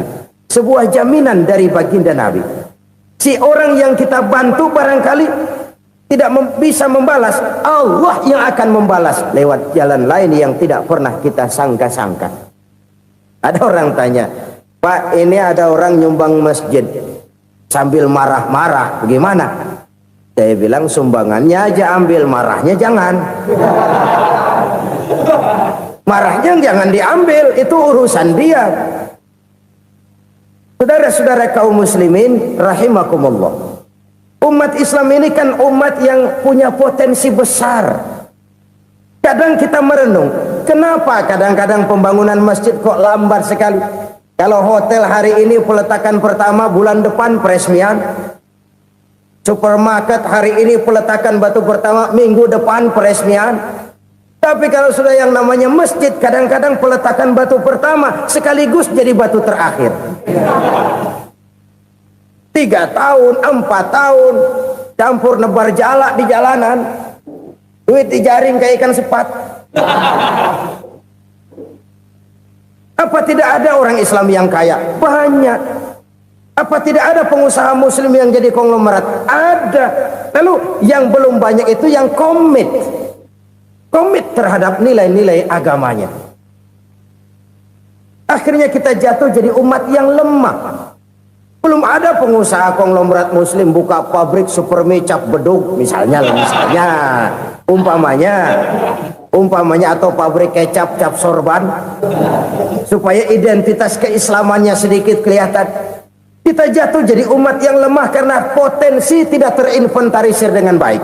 Kita ini ibarat kompor yang cuma matengin nasi orang lain. Potensi kita dimanfaatkan oleh orang lain. Ukhuwah Islamiyah kita baru terbatas kepada silaturahmi. Ukhuwah di bidang ekonomi kita lemah, ukhuwah di bidang kebudayaan kita lemah, apalagi ukhuwah di bidang politik kita lebih rapuh lagi. Padahal ukhuwah itu adalah totalitas kehidupan manusia, menyangkut ipolek sosbud, memerlukan nilai-nilai ukhuwah. Jadi oleh karena itu mari kita menyadari di dalam harta kita, walaupun kita yang cari pergi pagi pulang sore peras keringat banting tulang, di sana ada harta anak yatim, di sana ada hak masjid, di sana ada hak pesantren, di sana ada hak jihad. Berbahagialah seseorang apabila dia oleh Allah dijadikan keran. Keran itu menyimpan air tapi tidak untuk dirinya, tapi disalurkannya kepada mereka yang memang memerlukannya. Saudara-saudara kaum muslimin rahimakumullah, ini yang pertama. Jadi perbendaharaan surga adalah menyembunyikan sedekah. Orang lain nggak tahu, kita pun nggak pernah ngitung-ngitung. Kita anggap lewat begitu saja, padahal itu deposit akhirat. Satu. Yang kedua, perbendaharaan surga itu apa? Wa kitmanul musibah, menyembunyikan kesulitan. Kadang orang takut menghadapi kesulitan, tapi makin kita merenung, hidup ini kan sebenarnya urusan. Takut sama urusan ya jangan hidup. Tandanya orang hidup itu kalau punya urusan. Urusan melupakan problem, problem sering menimbulkan kesulitan. Kesulitan bukan untuk ditakuti, tapi untuk diatasi dan dicarikan jalan keluarnya. Siapa sih orangnya yang nggak pernah sulit-sulit? Makin tinggi status sosialnya, makin gede urusannya. Makin tinggi kualitas imannya, makin berat tingkat kesulitannya. Cuma memang yang namanya enak itu seperti pelangi. Biang lala itu nggak pernah di atas kepala kita, di atas kepala orang melulu. Lu sih enak lu, kata kita. Dia juga bilang yang enak kan lu. Pelangi itu nggak pernah di atas kepala kita. Kata tukang beca, aduh enak ya naik Mercy. Kata tukang beca, apa yang di dalam mobil Mercy? Aduh enak bener tukang beca, di jok ngeringkuk ngorok pulas bener. Saya kamar pakai AC sejuk, tempat tidur sutra empuk, alga spring bed, gula kulik nggak bisa pulas kalau belum minum Valium, belum tidur. Enak bener tukang beca, di jok ngorok nggak tahu wetan kulon. Si tukang beca bilang yang di Mercy enak, yang di Mercy bilang tukang beca enak. Inilah enak, nggak pernah di atas kepala kita, di atas kepala orang lain melulu enak itu. Nah saudara-saudara, yang merupakan perbendaharaan surga itu orang yang bisa menyembunyikan kesulitan, baik pribadi ataupun rumah tangga. Nih terutama rumah tangga yang jadi soalnya. Kadang-kadang kita ini kalau senang, sebaliknya kalau senang kita diam, kalem aja, cuek. Banyak banget duit kita bawaan, diam aja udah. Malah ketemu orang takut. Tapi begitu susah, sekampung tahu. Padahal Nabi mengajarkan perbendaharaan surga itu menyembunyikan musibah, menyembunyikan kesulitan. Kalau enak, cerita sama orang-orang. Kalau nggak enak, rasain sendiri, tekan sendiri, atasin sendiri. Kita kan sebaliknya, senang kita diam, asal lagi susah, paling tidak kita nyari teman buat cerita kesusahan. Siapa orangnya yang nggak pernah susah? Cuma soalnya bagaimana kita mengatasi kesusahan itu sendiri. Begitu juga misalnya kalau orang sudah berumah tangga, itu orang tuanya harus menjadi tempat dia cerita yang enak-enak saja. Yang nggak enak rasain berdua, selesaikan berdua, atasin berdua. Jangan dibalik. Asal senang diam, giliran susah saja. Maknya laporan. Terbalik. bisa menjaga security informasi. Maka nama bayam keluar diem, malah seluitan. Enak amat lo makan daging ayam. Security informasi. Saudara-saudara kaum muslimin rahimakumullah. Ujian yang terberat itu yang pernah diberikan kepada para nabi, para rasul, para aulia, para ulama. Makin tinggi keimanan, makin berat bentuk kesulitan. Ayo saya kemukakan satu contoh saja. Ada seorang nabi yang kaya, nabi kaya, namanya Nabi Ayub. Iblis kalau orang begini kan keki, ibadahnya rajin, kaya. Nih yang kayak begini susah digodain. Kalau ibadahnya rajin, miskin, enggali bisa disogok. Sini imannya mantap, ibadahnya rajin, kaya, nabi lagi. Oh, tapi namanya iblis nggak kurang akal. Laporan, Tuhan, kenapa Les? Ya ini bahasa saya, bahasa Qurannya sih nggak gitu.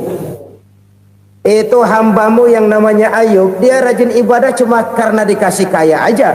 Coba kasih miskin dia, berhenti dia sembahyang. Ah, kamu bisa aja. Saya tahu Ayub itu hambaku yang ikhlas. Saya buktiin Tuhan, silahkan. Dibuktiinlah. Iblis turun ke alam ini. Yang mula-mula dia lakukan, dia rusak sawah ladang Nabi Ayub. Dia binasakan binatang ternak Nabi Ayub. Sehingga dalam waktu singkat jatuhlah Nabi Ayub dari orang paling kaya jadi orang paling miskin. Beliau masih ibadah di mihrab dalam masjid. Datang iblis. Saudara Ayub, ya, lagi ngapain? Ibadah. Nyembah Allah, nyembah Allah. Oh, percuma. Kenapa? Tuhan yang ente sembah nih, dia udah bikin miskin ente. Sawah ladang ente hancur lebur, binatang ternak binasa. Sekarang ente jadi orang paling miskin. Ngapain nyembah Tuhan kayak begitu? Tekor. Udah berhenti dah ibadah, berhenti ibadah. Ini iblis sama Tuhan laporannya lain, yang dikerjakan kepada Nabi Ayub juga lain. Benar begitu iblis kata Nabi Ayub? Iya, sawah ladang saya habis, buras. Binatang ternak saya binasa, binasa. Saya miskin, bangpak. Apa jawab Nabi Ayub? Bukan innalillahi, ini hebat. Alhamdulillahillazi a'tani wa akhza minni. Segala puji bagi Allah yang telah memberikan harta kepada saya dan sekarang mengambilnya lagi. Alhamdulillah. Allah yang ngasih, Allah yang ambil. Itu mah urusan Allah. Iblis cuman ibadah jalan terus, sujud lagi Nabi Ayub. Iblis seleher gondok banget. Dasar Nabi nggak mempan dia apa-apain. Miskin malah alhamdulillah. Allah yang ngasih, Allah yang ngambil. Jadi kalau kita tidak komit, kita tidak terikat kepada kaya, miskin, senang, susah, apa yang bisa bikin kita susah? Jadikan kekayaan, kemiskinan, jadikan senang, susah sebagai anak buah yang bisa kita atur. Jangan kekayaan ngatur kita, jangan kemiskinan ngatur kita. Kita yang harus mengatur mereka. Senang, susah, kaya, miskin, bahagia, sengsara, jadikan itu anak buah yang bisa kita atur. Kalau sekarang kita kaya, lain saat boleh jadi kita miskin, semiskin-miskinnya. Allah yang ngasih, Allah yang ngambil.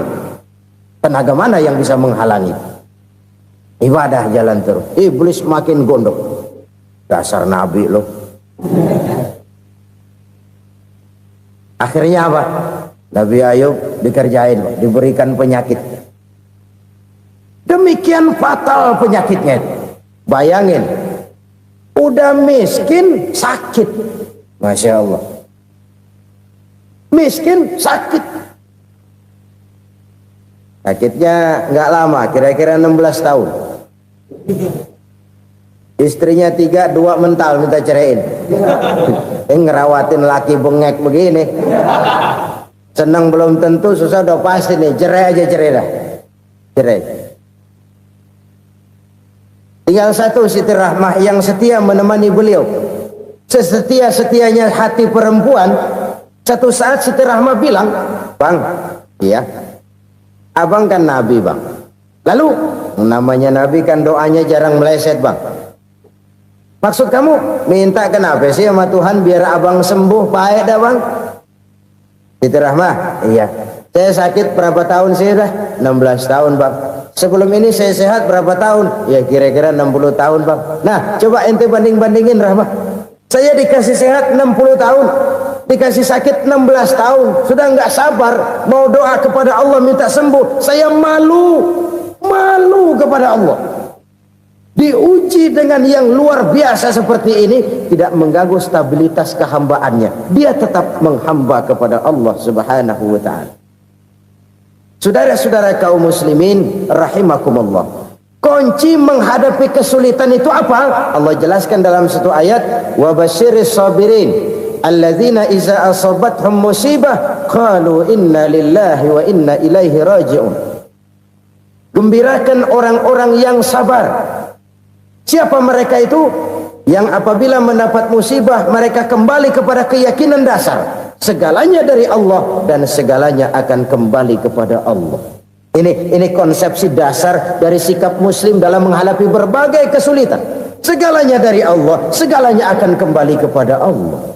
Kalau ini sudah kondisi dasarnya, maka kita akan lapang menghadapi kenyataan bagaimanapun pahitnya. Apakah itu namanya miskin, apakah itu namanya sakit, bahkan maut sekalipun. Segalanya dari Allah, segalanya akan kembali kepada Allah. Ini sikap hidup, bukan sekedar ucapan. Kita kadang-kadang menjadikannya sebagai ucapan. Mulutnya sehingga berhenti, innalillahi wa inna ilaihi raji'un, tapi nangisnya terus gerung-gerungan. Bukan itu, ini kesadaran moral. Kalau segalanya dari Allah, segalanya kembali kepada Allah, kan sebenarnya cuma nunggu giliran. Hari ini saya nyembayangin dia, entah hari apa saya disembayangin orang. Hari ini saya antar dia ke kubur, entah hari apa orang nganterin saya ke kubur. Hari ini saya tahlilkan dia, entah nanti kapan orang tahlilkan saya. Segalanya dari Allah, segalanya akan kembali juga kepada Allah. Oleh sebab itu saudara-saudara, kesulitan bukan untuk ditakuti. Kesulitan justru untuk diatasi, dicarikan jalan keluarnya. Dan tidak ada orang yang tidak pernah mendapat kesulitan. Tidak ada. Semakin tinggi status sosial, semakin tinggi kualitas keimanan, semakin besar juga tingkat kesulitan. Hanya saja bagaimana cara kita mengatasinya. Dan Al-Quran menyatakan, inna ma'al usri yusra. Di balik kesulitan itu pasti ada kemudahan. Roda itu berputar. Karena itu Rasulullah sallallahu alaihi wasallam mengingatkan kepada kita, ta'arraf ilallahi fir raha ya'rifka fis syiddah. Ingatlah kepada Allah di waktu kamu senang, supaya Allah ingat kepada kamu di waktu kamu susah. Kalau waktu senang kita ingat kepada Allah, kita susah, Allah tidak akan meninggalkan kita. Tapi kalau waktu senang kita jauh dari Allah, sujud tidak sempat, dengan masjid jauh, ketika senang kita lupakan Allah. Nanti begitu kita susah, Allah lupakan kita. Dan itu menyakitkan. Oleh karena itu orang-orang tua kita dulu bilang, kalau lagi sehat ingat-ingat lu bakal sakit nanti. Kalau lagi kaya ingat-ingat satu saat kita bakal jatuh miskin. Bahkan kalau lagi muda ingat-ingat kita bakal tua. Dan yang terpenting, kalau lagi hidup ingat-ingat kita bakal mati. Saudara-saudara kaum muslimin rahimakumullah. Jadi yang kedua yang merupakan perbendaharaan surga, menyembunyikan musibah. Saudara-saudara kaum muslimin rahimakumullah. Hal ketiga yang merupakan perbendaharaan surga adalah wasilatur rahmi. Orang yang suka bersilaturahmi. Sebagaimana yang kita maklum bahwa manusia adalah makhluk yang disebut zon politika. Makhluk sosial yang tidak mungkin hidup sendiri-sendiri. Betapa dan siapapun kita memerlukan orang lain. Bodoh betul manusia kalau tinggal di tengah masyarakat tapi tidak mau bermasyarakat. Merasa hebat sendiri, pinter sendiri, gagah sendiri, kaya sendiri. Mungkin kalau mati juga ngubur sendiri. Jangankan kita di sini, Di sorga saja Nabi Adam waktu sendirian bengong melulu, mondar mandir. Allah tegur dam sepi dam. Ya ini kalau bahasa saya. Iya Tuhan, sepi ini nggak ada colek-colekan pisan ini. Diciptakan Siti Hawa baru anteng Nabi Adam. Itu di sorga. Cobalah. Umpamanya saudara tinggal di Jakarta nih. Kayak bener. Apaan aja di Jakarta punya saudara dah. Jembatan Semanggi ambil. Monas, Buntel bawa pulang. Hotel-hotel ambil semua. Cuman tinggal di Jakarta sendirian, apa enaknya? Betapa dan siapapun kita perlu orang lain. Tidak ada seorang pun yang bisa memenuhi kebutuhan hidupnya secara sendiri-sendiri. Nah, Islam telah menyelamatkan manusia dari ras diskriminasi, mengikat manusia dengan persaudaraan yang berlandaskan kepada akidah. Karena itu dianjurkan bersilaturahmi. Bahkan Nabi menyatakan, man arada ayyubsata lahu fi rizqihi wa yunsa'a fi atharihi falyasil rahimah. Siapa yang kepengen diluaskan rezekinya dan dipanjangkan usianya, banyaklah ia bersilaturahmi. Siapa yang kepengen dimudahkan rezekinya, hendaknya ia banyak bersilaturahmi. Kalau banyak teman, kesulitan kan paling tidak ada tempat cerita. Udah susah sendirian, kita pikirin diri, nggak ada tempat tukar pikiran. Cepet banget sama bengek. Dilawan sendiri. Nah, secara makro kita bisa berkata, tidak mungkin ada kemenangan kalau tidak ada kekuatan. Tidak ada kekuatan kalau tidak ada kesatuan dan persatuan. Tidak mungkin ada kesatuan dan persatuan tanpa semangat silaturahmi. Kalau umat Islam mau menang, dia harus kuat. Kalau umat Islam mau kuat, dia harus bersatu. Kalau umat Islam mau bersatu, dia harus membudayakan silaturahmi ini. Bahkan sampai-sampai kata Nabi, kalau bisa cari nilai tambah. Apa? Silman qata'ak. Bersilaturahmilah kau kepada orang yang marah denganmu. Masya Allah, indahnya ajaran agama kita. Orang yang marah pun kepada kita, kata Nabi, kalau bisa bersilaturahmilah kepadanya, kepada orang yang marah itu. Di situ nilai tambah. Cuman jujur nih hadis, ngucapinnya gampang, ngamalinnya yang berat banget. Orang marah sama kita disuruh silaturahmi, ada apa malu? Lu marah, ada gua marahan lagi, gue pikirin. Saudara-saudara kaum muslimin rahimakumullah. Tapi ini yang diajarkan, bahkan ini yang dicontohkan oleh baginda Rasul. Bagaimana begitu mudah, misalnya satu saat Abu Jahal ini ngatur strategi bagaimana bikin Muhammad celaka. Dia gali lubang di depan tempat tidurnya. Dia tutupin daun korma. Terus dia panggil seseorang, ke sini. Kasih tahu Muhammad, pamannya sakit keras, minta ditengokin.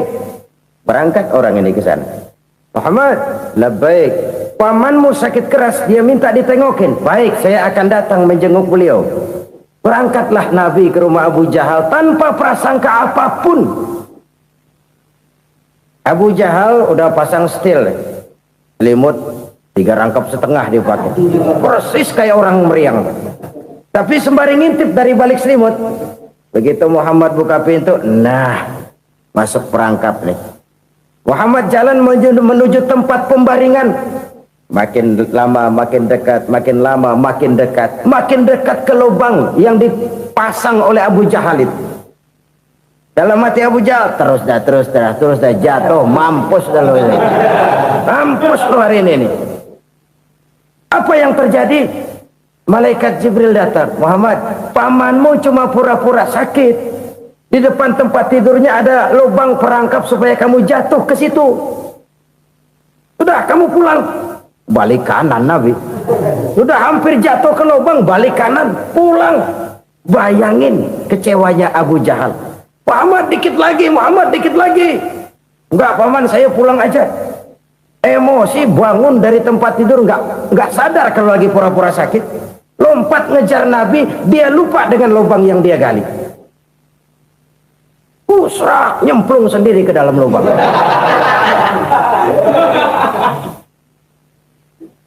Nabi terus berlalu. Ini terjadi keanehan. Jatuh ke lubang yang dia gali itu sebenarnya nggak terlalu dalam ya, antara 3-4 meteran lah. Tolong, saya jatuh ke lubang ini. Datanglah pelayan-pelayannya itu. Angkat saya dari sini. Oh, yang ngulurin tambang. Satu gulung, belum juga nyampe itu tambah. Kurang, beli lagi ke warung. Sambung, ulur lagi, nggak juga bisa sampai. Wah, ini kerjaan Muhammad ini. Tolong, siapa salah seorang kamu ke rumah Muhammad, kasih tahu encangnya kecebur. Minta ditolongin. Sampaikan kepada Rasul. Kenapa? Pamanmu jatuh ke lubang, Muhammad minta tolong diangkatin. Tambang udah nyambung-nyambung nggak nyampe juga. Ya, nanti saya datang, saya tolong. Coba. Nyata-nyata orang berniat jahat mau mencelakakan dia. Datang dia menolong. Ini yang disebut air tuba dibalas air susu ya ini. Bukan sebaliknya. Air tuba dibalas air susu. Paman, kecebur ya? Iya Muhammad, tolong ini. Pegang tangan saya. Nabi ulurkan tangannya. Nyampe. Dipegang oleh Abu Jahal. Diangkat ke atas. Sampai atas. Apa kata Abu Jahal? Sihirmu memang hebat Muhammad. Udah ditolongin dikata sihir. Yang enak kita kemplang kan itu orang begitu. Urusan apa? Tapi inilah akhlak. Kalau bisa kamu bersilaturahmilah dengan orang yang marah kepadamu sekalipun. Orang marah kita tetap baik. So, kalau kita berbuat baik sama orang yang memang baik, rasanya sih biasa-biasa aja. Orang baik kita baik lagi, ya draw aja, belum ada nilai tambah di situ. Baru ada nilai tambah kalau kita bisa berbuat baik kepada orang yang nyakitin kita. Itu namanya kita setingkat di atas dia. Dia sakitin kita, kita berbuat baik sama dia. Dia pelit sama kita, kita baik sama dia. Dia marahin kita, kita deketin dia. Di situ kita punya nilai tambah. Jadi siapa yang ingin diluaskan rezekinya, kata Nabi, dan dipanjangkan umurnya, hendaklah ia banyak-banyak bersilaturahmi. Sederhana sebenarnya silaturahmi, tapi silaturahmi membangkitkan semangat kesatuan dan persatuan. Kesatuan dan persatuan melahirkan kekuatan. Dalam matematika 1 ditambah 1 pasti 2. Tapi di tengah masyarakat 1 orang takut ditambah 1 orang takut, hasilnya jadi 2 orang setengah berani. Kenapa setengah berani? Karena udah berdua. Tadi pan takut sendirian. Kalau dia kumpul turu-turu takutlah jadi berani. Kita yang lemah, kita yang tidak berdaya, kita yang miskin, kalau mau kompak bersatu, apa yang nggak bisa kita kerjain? Apalagi tinggal di kota besar, pilihan cuma 2. Bertahan atau minggir. Bertahan atau minggir. Untuk bisa bertahan harus mampu bersaing. Untuk mampu bersaing harus punya keahlian. Keahlian harus ditunjang dengan pendidikan, ditambah oleh kekompakan sebagai umat. Udah miskin mencar mulu, orang injak kita. Orang nggak pandang urusan apa malu. Oleh karena itu silaturahmi pada hakikatnya merupakan roh dari ukhuwah yang diajarkan oleh agama kita. Bagaimana Islam menyelamatkan masyarakat manusia dari ras diskriminasi, mengikat manusia, dan tidak ada persaudaraan yang lebih indah selain persaudaraan yang diikat dengan nilai-nilai akidah. Sepanjang orang di jalan Allah, itulah saudara kita. Keluar dia dari jalan Allah, selesailah persaudaraan sampai di situ. Karena itu, kalau ingin menyimpan sesuatu di surga, banyaklah bersilaturahmi.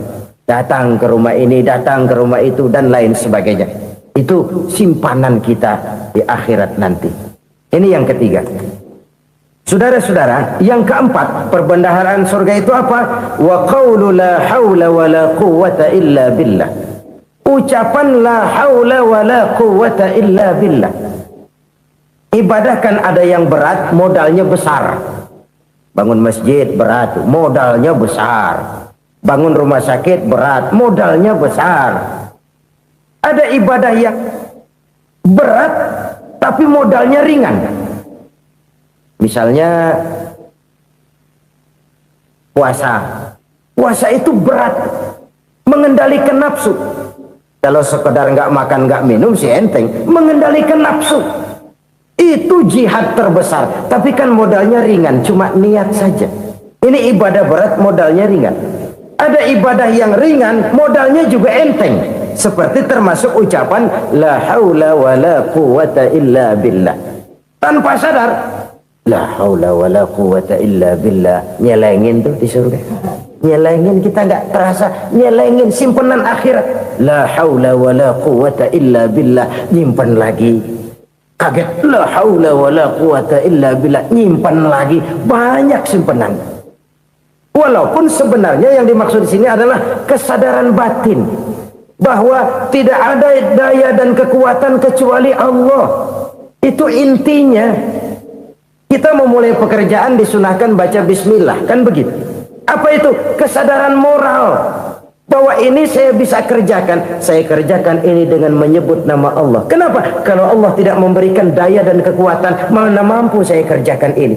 Maka saya kerjakan ini dengan menyebut nama Allah. Bismillah. Kesadaran moral. Manusia hanya wajib berusaha, tapi nggak pernah wajib berhasil. Banyak hal-hal yang kalau kita renungkan secara rasio nggak mungkin, tapi jadi kenyataan. La haula wala quwata illa billah. Tidak ada daya dan kekuatan kecuali bagi Allah semata-mata. Kesadaran moral akan kelemahan dan keterbatasan makhluk bernama manusia. Kadang kita kagum dengan otak, tapi kita sering lupa sama yang bikin otak. Padahal bagaimanapun hebatnya otak, yang bikin otak pasti lebih hebat dari otak. Nggak percaya? Silahkan otak-otakan. Inilah kecenderungan. Kita kagum dengan pesawat-pesawat mutakhir, bukan main besi gede banget terbang itu. Alangkah hebatnya. Lalu apa yang bikin otak tidak lebih hebat dari itu semua? Kita puji laut. Apa yang bikin laut tidak lebih hebat dari laut itu? La haula wala quwata illa billah. Tidak ada daya dan kekuatan kecuali Allah. Apa yang bisa kita lakukan kalau tidak karena daya dan kemampuan yang diberikan oleh Allah kepada kita? Lahirlah sikap tawadu, rendah hati, tidak melonjak menjadi angkuh dan sombong, sadar akan kelemahan dan keterbatasan diri sebagai makhluk yang diciptakan oleh Allah Subhanahu wa taala. Jadi satu sisi ini ucapan yang berpahala, la haula, jadi wiridan. Pada sisi lain ini kesadaran moral, sikap mental, kesadaran batin bahwa yang punya daya dan kekuatan itu cuma Allah. Kita nggak pantas untuk sombong, sebab sombong itu pakaiannya Allah. Kita nggak sedang pakai pakaian Allah, kegedean. Dan makin kita renungi, makin terbentur. Apa sih yang bisa kita sombongin? Kita mau sombong apa? Kaya, pintar, itu kan semua relatif. Di atas langit masih ada langit lagi. Jadi oleh karenanya, marilah kita menyadari, manusia hanya wajib berusaha, tapi tidak pernah wajib berhasil. Yang berusaha saja tidak wajib berhasil, apalagi yang tidak berusaha. Islam bukan agama orang pemalas yang selesai sholat lalu endelohom, enggelenggem ayem-ayem. Tapi Islam bukan agama orang sombong yang setelah berusaha lalu tidak memerlukan Allah. Kita bisa saja bikin proyeksi, tahun sekian kita bakal panen besar menurut perhitungan otak. Tapi ada kejadian lain. Apa? Tikus ngambek. Habis itu dimakanin tikus, panen gagal. Proyeksi rasional gagal oleh tikus-tikus yang ngambek itu. Bisa saja terjadi. Tahun depan kita panen besar, urung. Kenapa? Musim panas panjang. Dan sekarang ini koran-koran bikin berita musim mengalami penyelewengan. Bukan cuma manusia yang nyeleweng sekarang. Musim pakai nyeleweng. Mestinya kan musim hujan udah selesai, masih hujan-hujan juga. Musim. Nah sekarang kita boleh bikin proyeksi, kita bakal panen besar. Tahu-tahu musim panas panjang, sawah retak, air kering. Cari teknokrat yang paling botak, suruh pendekin tuh musim panas. La haula wa la quwwata illa billah. Inilah kesadaran moral. Saudara, saya teringat satu saat ada seorang konglomerat. Umurnya ya kira-kira 70-an.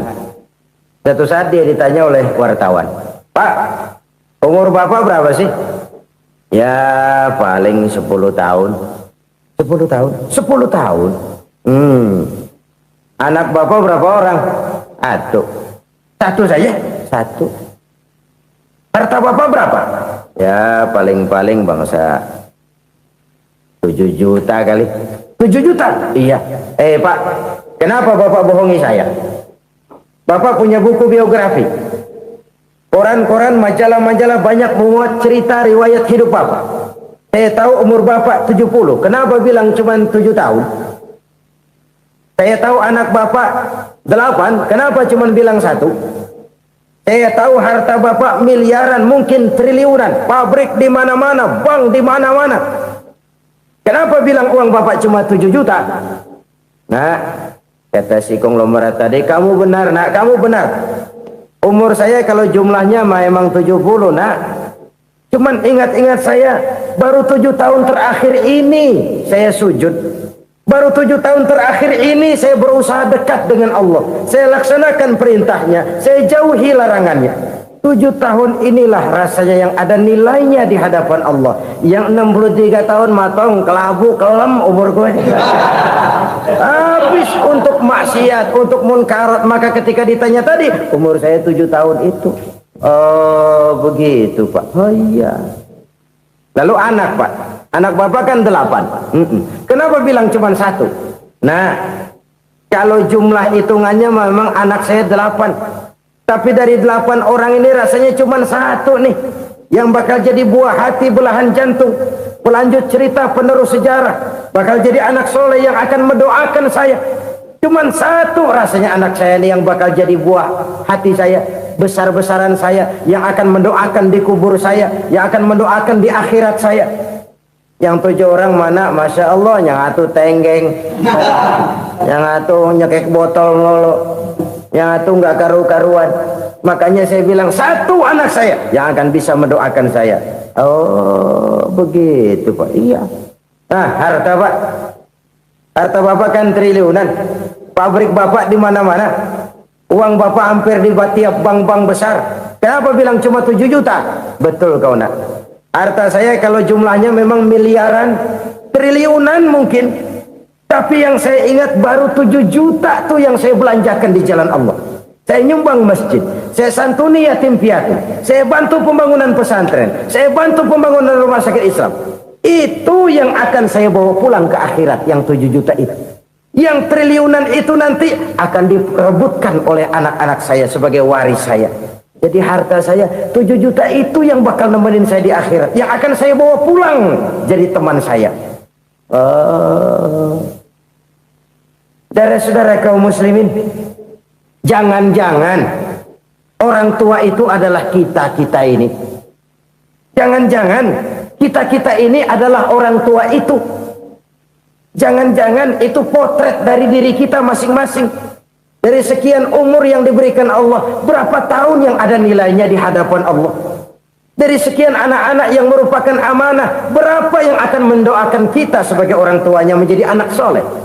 Dari sekian banyak harta yang diberikan Allah, berapa yang akan kita bawa pulang menghadapnya nanti, yang kita belanjakan di jalan Allah?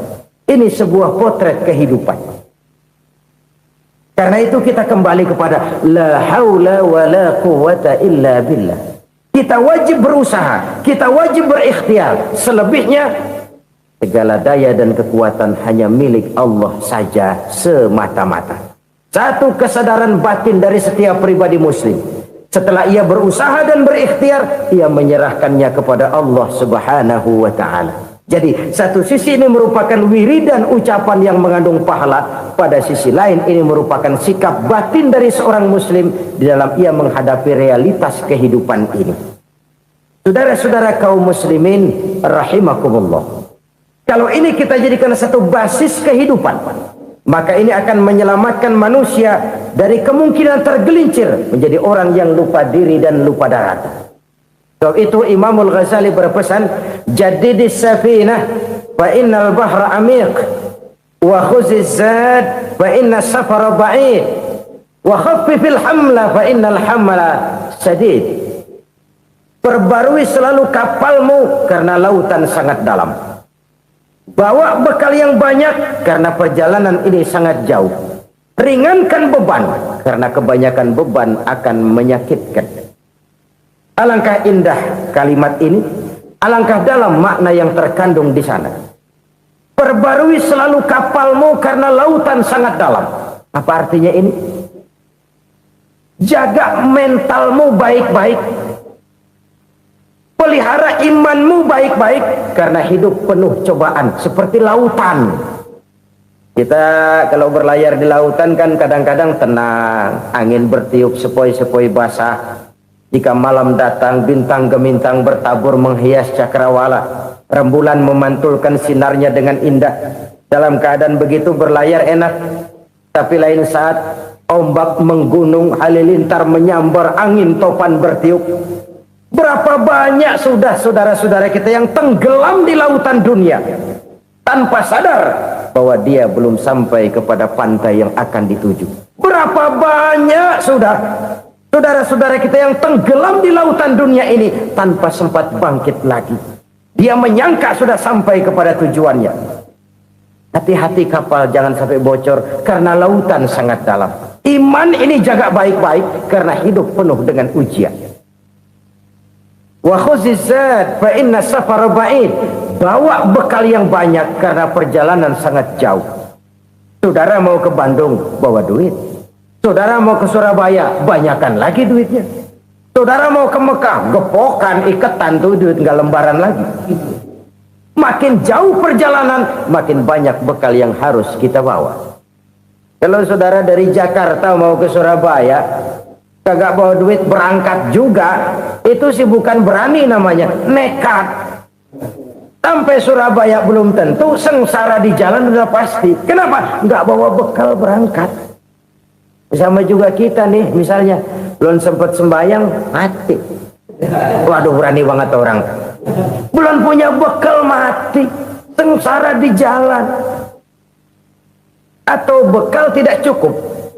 Dari Jakarta saudara mau ke Surabaya, bawa duit 500 perak.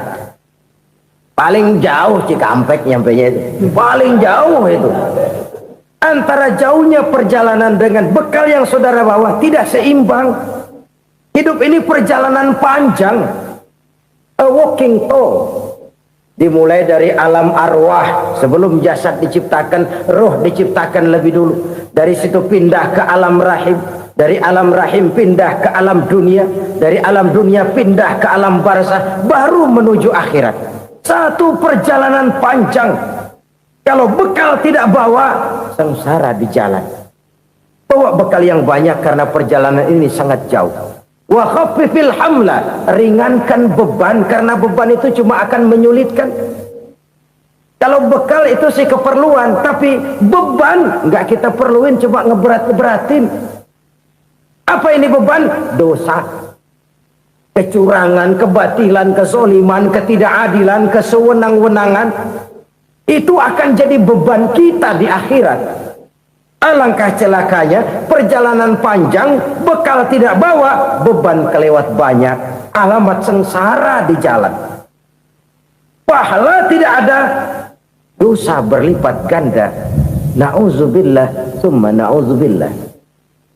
Kalau kita rangkum nasihat Al-Ghazali dengan kisah si konglomerat tadi, kita akan mengambil kesimpulan. Pertama, bekal terbaik dalam menghadapi gejolak kehidupan ini tidak lain adalah iman. Yang kedua, pahala dan dosa. Dua hal kontroversial. Pahala adalah bekal, dosa adalah beban. Tapi kita sekarang kan tidak begitu terangsang kepada yang abstrak. Orang berlomba mencari yang konkret-konkret saja. Yang real. Kalau emang dosa, benjol dong. Kira-kira begitu. Kira-kira begitu. Persis orang Yahudi dulu. Orang Yahudi itu kan pernah minta kepada Nabi Musa. Ya Musa, lan nu'mina laka hatta narallaha jahrah. Musa, kami nggak bakal mau beriman kepada Allah kalau belum kami lihat Allah ada nongkrong di depan kami. Kalau memang Tuhan ada, taruh dong di depan kami. Mau yang konkret-konkret saja. Kalau memang dosa, benjol dong. Kalau memang pahala, berasa dong. Orang terangsang kepada yang real, yang konkret-konkret saja. Karena itu, untuk mengejar dosa orang mau bayar. Tapi untuk mengejar pahala, walaupun tidak bayar, orang segan. Ini yang dikatakan oleh Nabi, kamu mengharapkan ke surga, tapi kamu berat melaksanakan sesuatu yang bisa membawa kamu ke surga. Kamu ingin jauh dari neraka, tapi tiap saat kamu lakukan perbuatan-perbuatan yang justru menjerumuskan kamu ke neraka. Idda'aitum an-najata minan nar wa ramaitum fiha anfusakum. Kamu ingin selamat dari neraka, tapi kamu lemparkan diri kamu ke neraka. Kamu ingin masuk surga, tapi berat sekali kamu melakukan perbuatan-perbuatan yang bisa menyampaikan kamu di surga. Saudara-saudara kaum muslimin rahimakumullah. Jadi hal keempat yang merupakan perbendaharaan surga adalah la haula wa la quwwata illa billah. Satu sisi ini merupakan ucapan yang memperberat timbangan akhirat. Pada sisi lain ini merupakan sikap hidup seorang muslim. Kesadaran batin yang sangat dalam bahwa tidak ada daya dan kekuatan kecuali Allah. Dan itu kita simbolkan pada saat memulai pekerjaan dengan Bismillah, dengan menyebut nama Allah. Satu kesadaran moral, saya hanya bisa melakukan ini karena diberikan daya dan kekuatan oleh Allah. Lahirlah sikap tawadu, rendah hati, tidak melonjak menjadi angkuh dan sombong. Saudara-saudara, sampai sini dulu jumpa kita kali ini. Semoga 4 perbendaharaan surga ini dapat kita lakukan, yang kelak akan merupakan bekal kita di kemudian hari nanti. Amin ya rabbal alamin. Terima kasih atas segala perhatian, mohon maaf atas segala kekurangan. Usikum wa iyaya bitaqwallah. Wassalamu alaikum warahmatullahi wabarakatuh.